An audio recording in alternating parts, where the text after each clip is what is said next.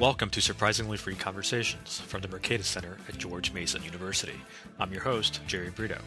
Our website is surprisinglyfree.com, where you can subscribe to the show, find other episodes, comment on this podcast, and find links and other information related to today's conversation.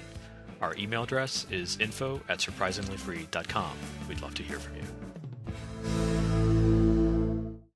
Today is June 25, 2010, and my guest is Eric Frank, co-founder and president of Flat World Knowledge, the leading publisher of commercial open source textbooks for higher education. Eric, thanks for being on the show.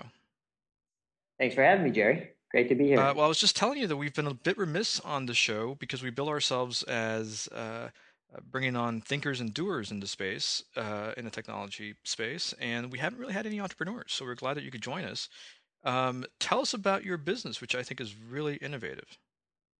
Sure, yeah. So Flat World Knowledge is first and foremost, we're still a publisher, but I guess we like to think of ourselves as Publisher 2.0, building really what the next generation of a publishing company should look like. And specifically, we publish college textbooks. And what really differentiates us from where we came from, my co-founder and I have long histories in the traditional college textbook space with companies like McGraw-Hill and Pearson. But what really differentiates us is not the product. We still publish expert-authored textbooks by leading scholars. We provide editorial development and resources. We peer review those extensively. And we produce much what should feel to a professor like a typical market-leading textbook. But where we really sort of flip the world on its head is we're an open publishing company, meaning we license those books under a Creative Commons open license. The effect of that is really to transfer legal control to the faculty member who adopts a book for his or her class to modify it. They really have the right to copy it, redistribute it, revise it, and remix it with other compatibly open licensed materials to create something hopefully better for their own classroom. And we also take the final product, whether they use our book as it is or they've modified it to their heart's content, and we make that book available for free. So anybody in the world today could go to flatworldknowledge.com, hit our catalog, and start reading complete expert-authored textbooks for free. And it's not just the faculty that have the right to remix the book in any way they want. It's anybody. Anybody can. No, that's actually correct. Anybody can consume our books and anybody can get in and customize our books. That's absolutely right. So we have self-learners around the world. We have, people teaching small groups of homeschoolers using the books. And so it really truly is open to everybody. And, I described it in the introduction as an open source publishing business, and it's often referred to as that. But is it really open source? I mean, because when you think about open source, anybody can edit and feed back into the original. Does that make sense? Yeah, I think there's probably a lot of semantics and debate around what open source is. So I guess in the end, it's not that as described, but we think of open really coming from how do you license this thing? So at the end of the day, it's a piece of intellectual property, a textbook, and the differentiating factor for us is that legally, instead of all rights reserved to the copyright holder, we're saying some rights are reserved to the copyright holder and some rights are given to the user to do stuff with this. And they can do those things I described earlier based on both the legal license and a sort of technology platform we provide, which we can chat about later. But in the end, they can take that version and save it for their own course only, or they can contribute that version back to Flat World catalog. Now, that's a feature that's not quite enabled yet, but forthcoming shortly, so that other users can come in and say, I like the original, and I'm going to start from there and make my own variation thereof, or I may actually want to start with somebody else's derivative and then build on top of that. And so it'll start to look more like an open source library with the original canonical always there, but a sort of satellite of derivatives around it and a growing set of choices for new customers coming in. And I guess my question is, when you say you have derivatives, is it simply the ordering of the chunks that makes it a derivative, or is there actually new content or different content? I mean, great question. So the legal license would enable what I'll call a full spectrum modifications, right down to that. I want to change a word or an exclamation point. I want to reorder. I want to delete. I want to remix and add new stuff into this. The technology platform, which becomes the place where the legal license becomes practical, I mean, you can actually do all that stuff, enables some of that today and some of it's coming. So, for example, today, you could say, I want to customize book X, and you could go into an interface and drag and drop chapters and sections into new orders. You could delete things with the click of a button, and you could annotate the book for your students. You could put notes between paragraphs, including links to readings and all that stuff. On December 1st this year, we're releasing kind of the next wave of tools there, which would be an integrated editor. Mm-hmm. So you can literally get right to a word and edit, change out examples, etc., and the ability to upload discrete documents between chapters or sections. So upload a case study you may have, or upload a chapter that you may have written or that you got out on the web that's openly licensed, and to remix chapters from other Flat World books together with this book that you're primarily interested in. So when we think about a derivative, it could be as little as I deleted one section, and you have, in fact, created a derivative for yourself, or it could be that I've modified 50% of this thing, and all of that would be wrapped up in the world of what's a derivative. So I think we're getting real geeky real fast and a little ahead of ourselves, but I want to ask you one more question about Sure. These derivatives, and we'll hopefully talk in a minute about how you make money, how your authors make money. But how do you give royalties to your authors on derivative works? Excellent question. So one of the commitments that we made to our authors is that we will always pay our authors 20% royalties on any net proceeds that we generate, any dollar that we generate around their open textbook, no matter how we generate that. And so even if a book, someone has gone in and said, I want to create a derivative of the original, and I make some new stuff as part of this new book, and I make it available to my course, and my students turn around and buy some things, which we'll talk about, like a print book. We would pay our original author their full 20% of those proceeds, so that in that way, the original author doesn't ever feel in conflict with this growing community of users. Like, when they derive, they take money out of my pocket. But rather, when they derive, they actually might put money in my pocket because they're adding value on top of what I originally created, and now their derivative is available for sale, and I will continue to generate income from that. That's wonderful. It really encourages a remixing sort of culture. That's right, exactly. We knew if we didn't do that, then the author would immediately end up in conflict with the community, and that's the wrong place to be. Right. So let's talk about the textbook industry as it exists now, because obviously you're doing something that's radically different, so you must have felt that there was a need for this. Tell me the way it works now. And I mean, we've all, hopefully, probably most of our listeners have been to college and know what it's like to buy expensive textbooks. Right, exactly. Yes, I think the problem in the industry now is that you have a basic value chain. It starts with an author who's got an idea. It moves to a publisher who sort of takes that idea and puts it under contract and quote unquote productizes it. They develop it and they design it and illustrate it and help the author to get to a textbook product. And then they take it to market, sales and marketing to the professor community of potential users. Then the next player in the value chain is that professor who says, I'm going to use that book in my class and adopts it as the words we use in the industry. And then typically there's been a distributor, a bookstore or similar entity that would say, okay, well, I'm now going to buy copies of that book, physical copies from the publisher, and make them available to the students at this college. And then the final consumer is the one who pays for all of this. And that's the student who shows up and buys it. Which is funny. They really seem to be the one piece of this that has the least amount of choice. That's exactly right. I mean, I think that's one of the fundamental flaws in the market we were trying to fix, right? You have this imbalance of this consumer who makes the decision, the professor, who's making it for the right reasons. This is the right content to teach from in my class. But ultimately, the student pays for it. And that that creates what economists call a moral hazard, or where it's very easy for the price of the product to keep going up because the student's sort of a captive audience. They have to get this thing. And yet the decision maker, the professor, isn't so much thinking about the cost of it. And so publishers have been sort of immune from typical price elasticity. So I think the challenge for the industry is the same challenge faced by every other media business in the age of the internet. The internet is wreaking havoc on the supply chain and business model of a traditional textbook publisher. So the traditional publisher only got paid historically when a student purchased a new textbook. And an author only got paid royalties when a new textbook was published bought from the publisher.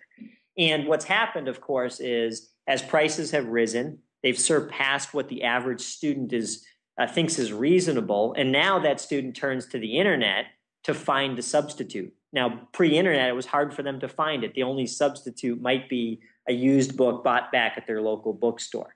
Well, all of a sudden, now they go to the internet, they find lots more used books because not only their local bookstore is in that game, but so is Amazon, Half.com, Craigslist, and a gazillion other sites. They find more books flooding back to the United States from overseas markets where they're priced at lower price points with a different cover, but the same content inside. And now those things are coming back through the internet to students in North America. They're finding more options like rental. So rental companies are taking inventory of books and renting it over and over and over again to students through internet business models. And they're finding more pirated versions. So we've literally seen the Napsterization of the industry where a student despines a book, copies it, makes a PDF file, puts it up on a peer-to-peer site, and the publisher then engages in a cat and mouse litigation game with the site. So all these options are available, meaning publishers are selling less new books every single year. And so as a result, they're trying to preserve revenue, and they're doing things like charging more for the books they're still selling, bringing out new editions faster to try to flush the market of substitutes at least once to get a revenue injection. And so all of that is sort of the negative sort of feedback loop that the industry's caught in right now. So 2 questions about that moral hazard. I guess the first one is, one of the things you mentioned is that publishers will put out new editions faster. And in many cases, it seems, especially from a student perspective, that's really the only purpose that they're putting out a new edition. Maybe some new content, sure, but many times it's simply rearranging the page numbers. Why would a professor go along with that game? Yeah, it's an excellent question. I mean, obviously they're the author of the book, as you can imagine why. But why? Why if it's what if not? Yeah, no, that's a great question. And the truth of the matter is, the number of professors using their own textbooks in their classroom is, probably 0.25%. So in the end, it is sort of this external customer market of professors going along with that. And I think increasingly they're not. I mean, to a large degree, professors have said, you know what? I don't care anymore. Come to my class with any version or any edition of this, whether it's a international version or 2 editions ago, and we'll make do, because they've recognized that prices have really skyrocketed out of control. But a lot of them do go along with it, and the reason they do is sort of self-preservation in the classroom.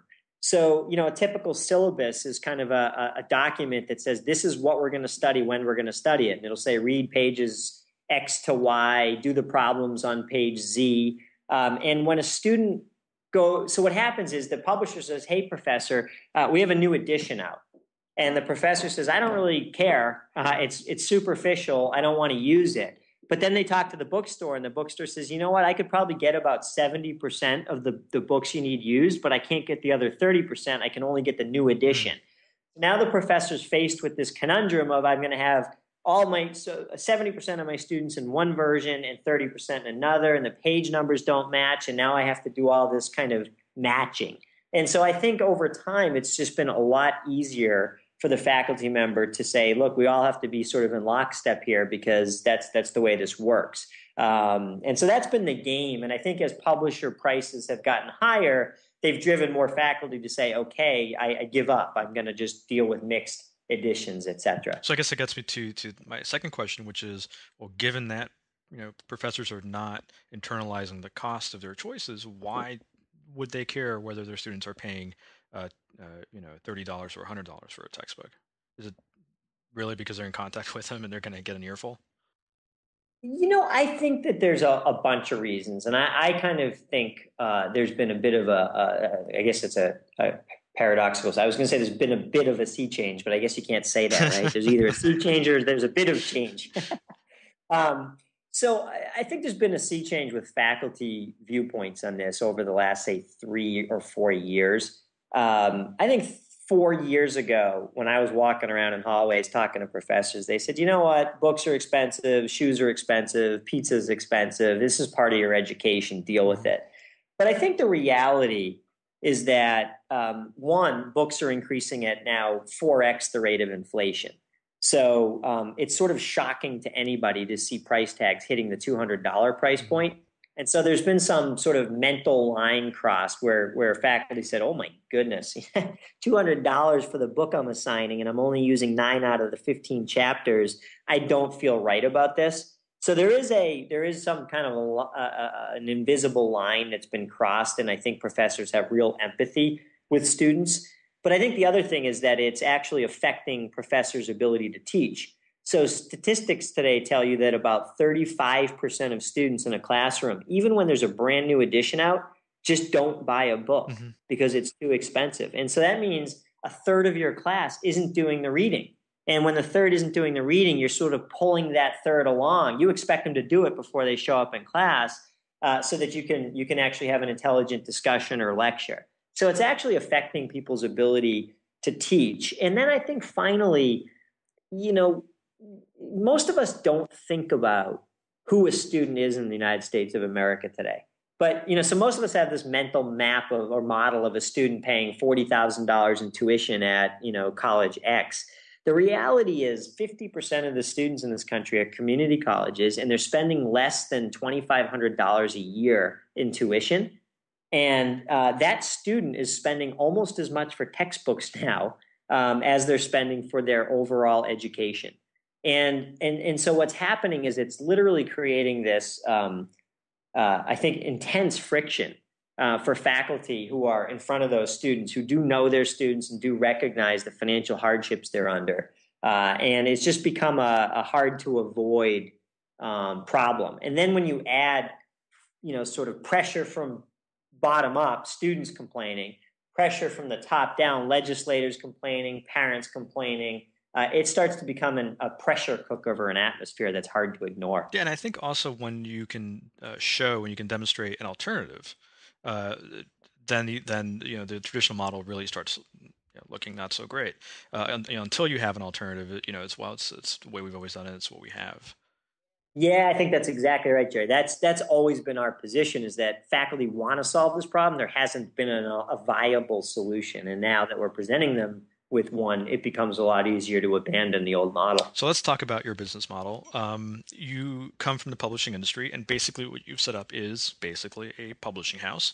You attract authors who author textbooks, or peer-reviewed, as you say. You publish them. The difference is you give them away for free. So how do you make money? Exactly. Yes, we have these partners called venture capitalists who have a pretty strong sense that we're supposed to be making money, as does my wife, by the way, since we should be making some money. We're going to clear nearly $1 million in first year revenue in our first fiscal year, which closes in a few weeks. So we are making money, and we're on a pretty strong growth path right now. And the way we do that today is we offer students choices. So you made a comment earlier that the paying consumer is the one with the least choice. We're trying to change that. We're trying to say, hey, let's let the professor choose the book and then choose what final content they want in and out of that book. And then let's let the student choose how they want to read that book, what format, and how much they are able to or willing to pay for that. And so today when we publish a book, whether it's the original version or it's been customized, we simultaneously publish that in about 8 different formats, and that number will continue to grow as more options make themselves available in the market. But for example, you could get a free online internet connected textbook But you could also buy a softbound black and white textbook for $30 or a softbound color textbook for $60. You could buy the audio book for the whole book, or you could buy any individual chapters you want to listen to. You could buy PDF files by the book or by the chapter that you could host and print locally. And later this month, or in July, I should say, we'll be adding the Apple iPad version, the Sony Reader version, the Amazon Kindle version, and you could buy those things. And additionally, we sell study aids. So students are always looking for ways to get a good grade with the least amount of time invested as possible. So we have a business around that. We sell things like practice quizzes, digital flashcards, interactive audio study guides, and we sell those directly to students. So the truth is, even though students are faced with a free book option, we're converting today over 50% of them to paid users of Flat World Knowledge simply because they value the convenience or the efficiency of the formats and study aids that we sell. And so you're basically offering one version for free, and that is the version right. you can access through your browser. And then all the other versions, your PDF, your audio, your Kindle, those you pay for. And I guess my question is, $30 is pretty cheap. And I imagine you're doing this with on-demand printing, so you don't have any inventory. We are. That's correct. You could probably charge more. You could probably get higher margins. Can you? And if so, why don't you charge higher? Yeah, I think we can. But I always hearken back to I love this quote from Jeff Bezos at Amazon, and I don't remember where and when I read it, but he basically said margin is a choice that a business makes, and you can either seek to. There's only two kinds of businesses. There's those that seek to maximize margins all the time, or there's those who actually pass back some of that potential margin to their customers to enlarge their customer base. And I think that we put ourselves in that latter category. We have healthy margins, and they're certainly good relative to publishing industry standards. And the reason for that is that even at our $30 price point, you have to think about what happens with a traditional publisher, back to all those problems I talked about. They sell this new book one time, and that same book that they've invested in to build and take to market gets resold or reused 4 or 5 more times, and they don't get paid for it. We sell the book the first time at a much lower dollars per student price, but it keeps getting used every semester. The same number of students in the class buys it. And so at the end of about 5 semesters, we're actually generating comparable income from an adoption in a classroom than the big guys are. We're just doing it very differently because we've actually, in some ways, fixed the business model by eliminating that secondhand market. So that's really it. I mean, we can take costs out of the system through technology and business process, which we do, but fundamentally, we fix the business model for it. Have you ever read Clayton Christensen's Innovator's Dilemma? I'm sure you have. Anytime. Well, I mean, it's so funny listening to you talk about this because I could just see passages from that book coming to mind, where you take something that used to be a big margin, making less margins, but you're making more customers. It's really fascinating. So I'm curious. So how are you doing? How many classes have adopted your textbook? Sure. So we launched our first book which was an advertising textbook. For advertising and promotions course in March 2009. So we're at about a year and a few months in now.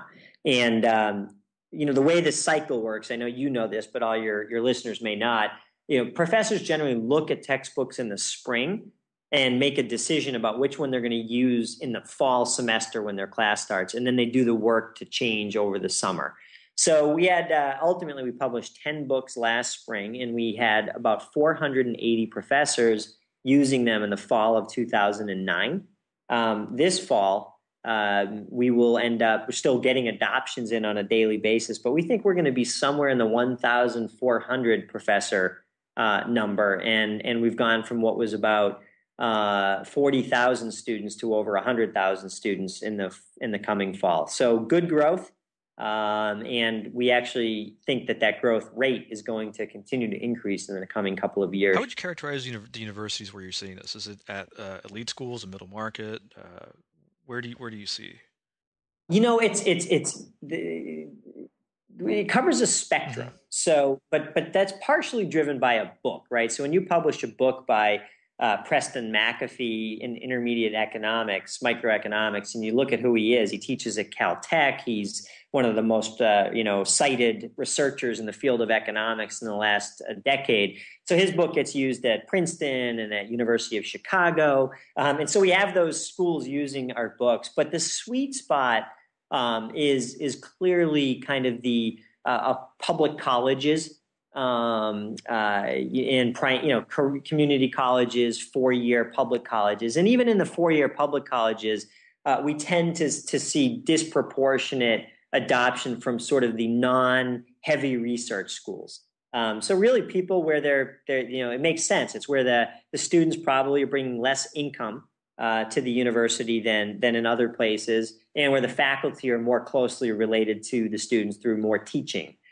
Is typically our sweet spot. That's interesting, because I always imagine that elite schools lead the way, where so for example, state schools will always follow elite schools' lead, and so if they're doing it, then they'll feel comfortable doing it as well. Do you notice that?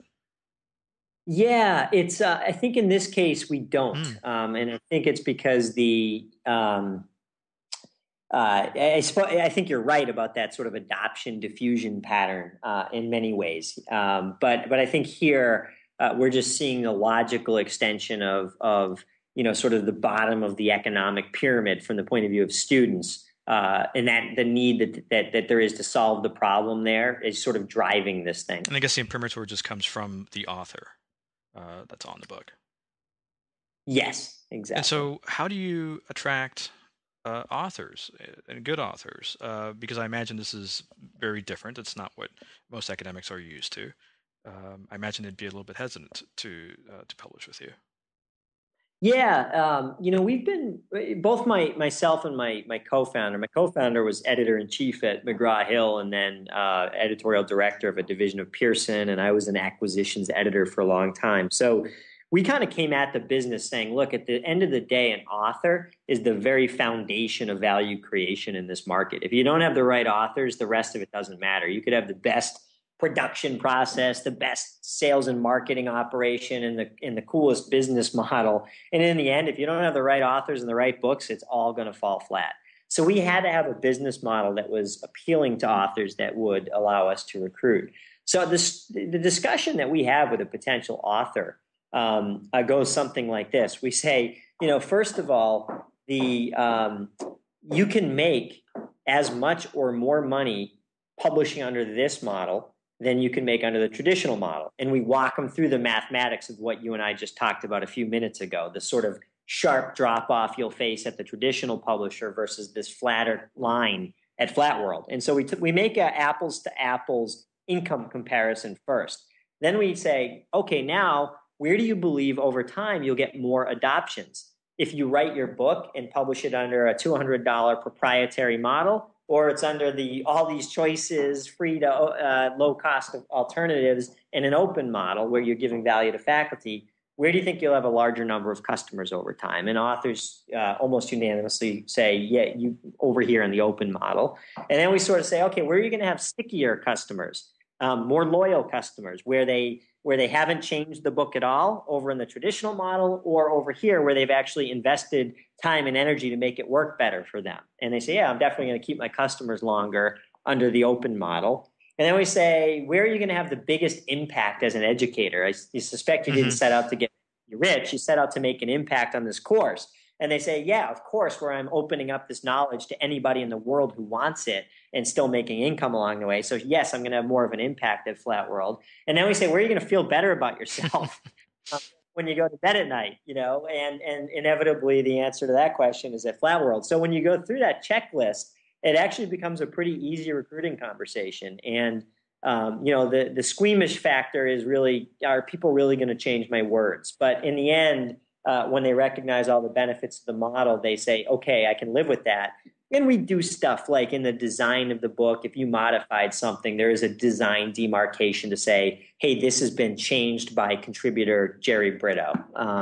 And so those things help to alleviate their concern about that piece. And there's no concern that because it's a free product, it's going to be sort of valued less? Less quality. Say it again. You mean on the quality Well, front? just when something is given away for free, people tend to value something less. Yes, They yeah, basically assign to it lower quality, right? right, exactly. No, I think that is one of those objections that might be in an author's mind that typically gets overcome through the discussion we just had. But I also, you think about how many of us have ever paid Google a Right. nickel, right? And nobody associates Google with low quality. So I think the world is changing in that regard in terms of what value I attribute to various products. It was actually pretty amazing. I recently, if you look through, it was oh Lord, I wish I could remember the source, but there was a publication of, I think it was the Silicon Alley Insider. Actually, it was, and last year they ranked by valuation, and they Mm. give a whole valuation methodology. The most valuable 10 startups in the world, and 6 of the 10 don't sell anything, and yet have many of them have $1 billion plus market caps. And so I think that the world of what free means is certainly changing in people's minds. So, what has been the reaction from your competitors, from the publishing industry, traditional publishing industry? Yeah, it's I think probably it's probably much like the sort of stages you go through when faced with a crisis, right? First, you have denial, right? This isn't going to be a big deal. There's no way they're going to make this work. Then you get anger. Oh, it's working and it's hurting me, and I'm ticked off about it. We're probably in the denial and past the denial and into the anger stage now. And so there's a lot of surgical responses. They'll tell a professor, hey, look, we can drop our price next semester. You don't have to switch books and take all that risk, which works sometimes, but more often actually invokes the response, well, if you could drop prices next semester, why didn't you do that the last 5 years? Right. And usually backfires. But there's a lot of that kind of surgical response. And then I think ultimately, we're starting to see some kind of, okay, I don't know the stages actually, but so acceptance, right? Okay, this thing's going to be around. Maybe we can interoperate. So we've had some phone calls from some publishers saying, hey, maybe we could, make our stuff available, and ultimately the system will calculate, what the product is worth and who gets paid what. So we're having those discussions.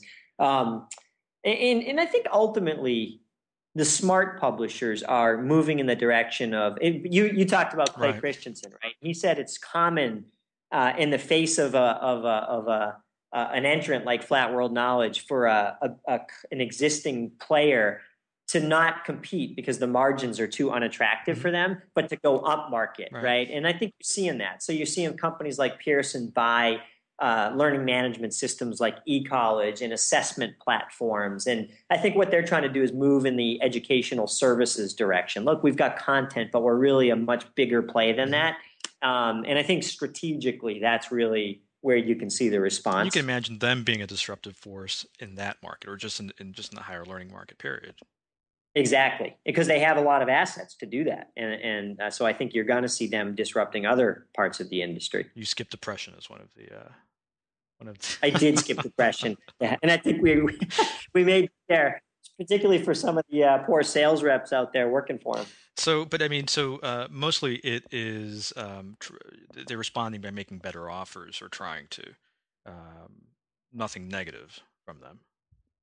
I think the by and large, no, because I think part of the thing we did, and it was conscious, was kind of put them in a corner on that, right? So we knew one of the responses was going to be this stuff is garbage. Well, if you look at our author Hmm. list today, over half of our authors have successful textbooks with the big publishers, and they've said the next time I write a new book, I'm going over to Flat World. And so it's their own authors writing our stuff, which makes it really hard for them to say this stuff is going to be garbage.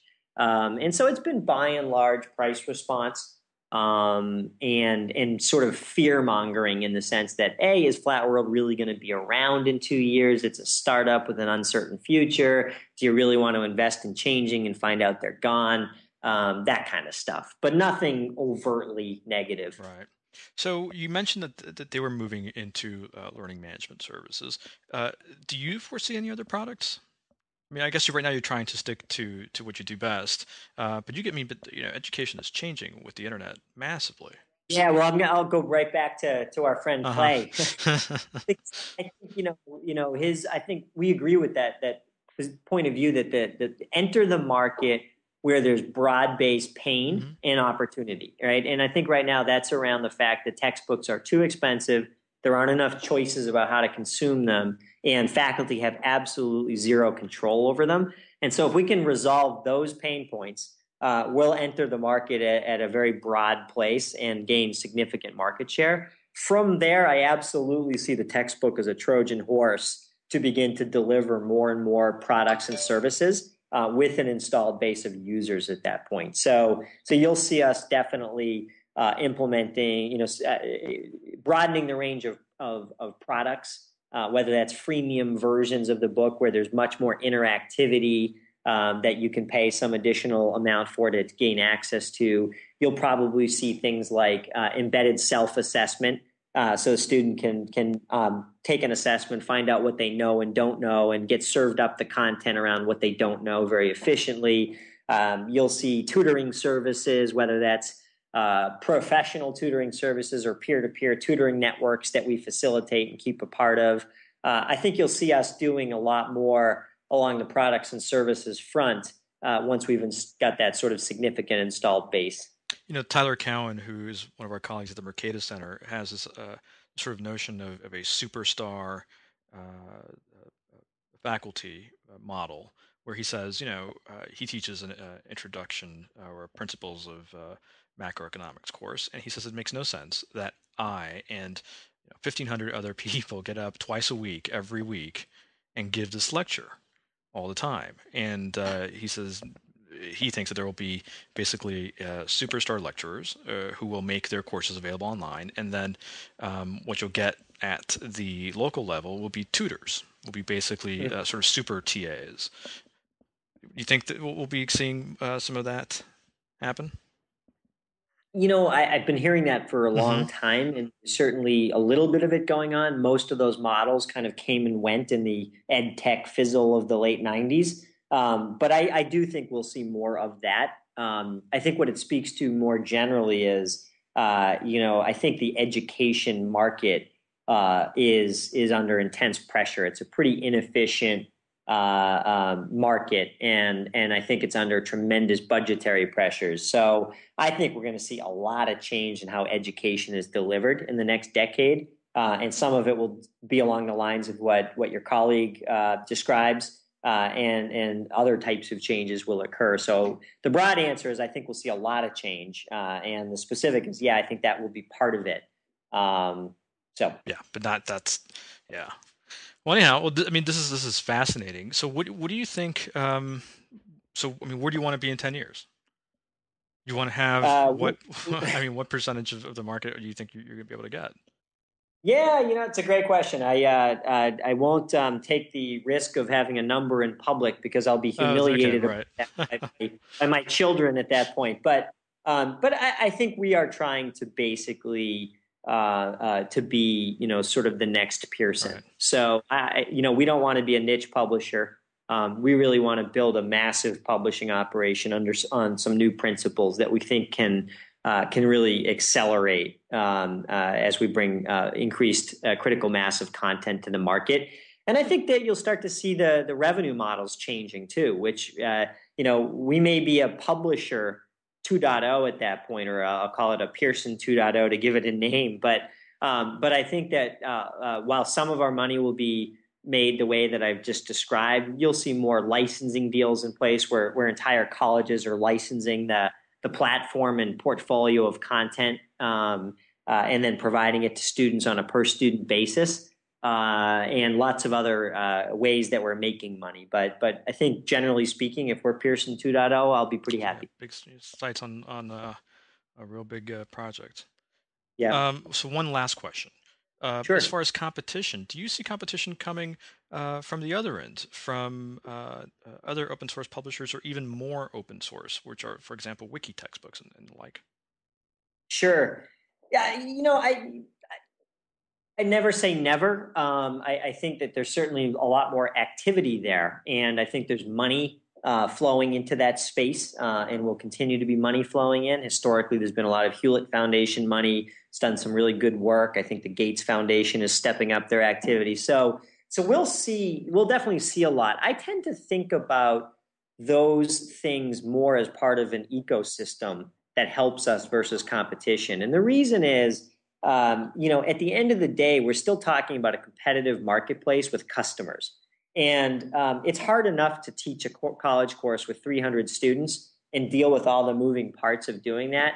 It's not a job that people are looking to take on, to vet the content entirely on their own, to deal with, customer service issues of their students themselves. All of the things, I mean, this is in the end a market, and there's lots of complexity in it. So I think for the most part, I can see things like, somebody saying, I would like to use some content from that source over there at Connections at Rice University and that content from a wiki book. But in the end, I think we'll see more of that coming in terms of, I'm going to mix some of that with Flat World stuff on your platform and benefit from all the outputs you guys create, the fact that you give me a desk copy, I get instructor supplements like test banks for my students. I get someone to call when I have a problem. My 300 students can call someone other than me at 2:00 in the morning when they have a problem the night before the test, and all of that. So I think in the end, it's kind of a Linux Red Hat kind of an ecosystem, And I think of ourselves as Red Hat, and I think there's a growing body of Linux, and I think that's a good thing. But it seems to me that you're saying that it really isn't going to be like Linux by itself wouldn't be successful without Red Hat. I think so. And clearly Red Hat wouldn't exist without Linux. And I think that it's a reasonably apt comparison. All right. Well, my guest today has been Eric Frank, who's co-founder and president of Flat World Knowledge. Eric, thanks for being on the show. Thanks so much, Jerry. This has been Surprisingly Free Conversations from the Mercatus Center at George Mason University. For more episodes, go to surprisinglyfree.com, where you can also comment on today's podcast and find links and readings related to today's conversation. The show was produced with the help of Tate Watkins. I'm your host, Jerry Brito. Thanks for listening, and see you next time.